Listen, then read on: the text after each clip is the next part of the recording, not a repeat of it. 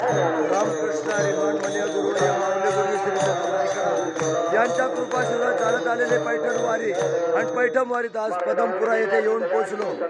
तिथं कीर्तनाचं प्रोग्राम चालू आहे. कीर्तन चालू आहे पदमपुरा येथे. मोरनियाना नामते व्यक्ती सिद्धांते सवरसू तेने चिपंते चालत आता नपडे गुंता कोठे काही निळा म्हणे ऐसे संत निळा म्हणे ऐसे संत बुरकावंत सुख शंडू तेने चिपंते चालू जाता नपडे गुंता कोठे काही विठाला विठाला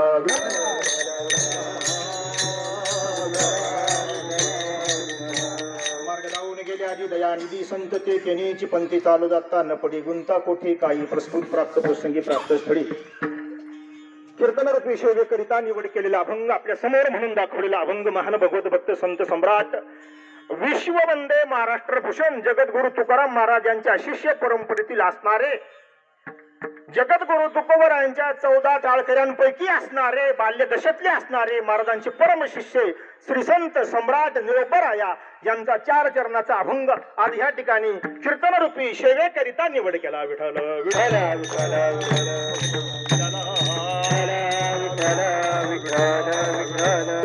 कारण संबंध आहे महाराज. आपली खानदेशची माऊली स्वानंद सुख निवासी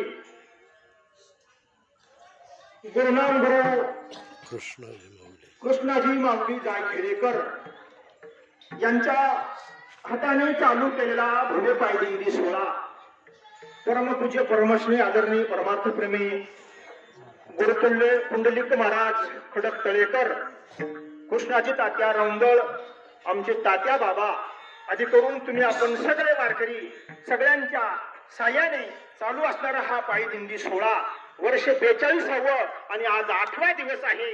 आज 8व्या दिवशी मला असं वाटतं की आपण नाथबाबांच्या सानिध्यामध्ये येऊन पोहोचलो.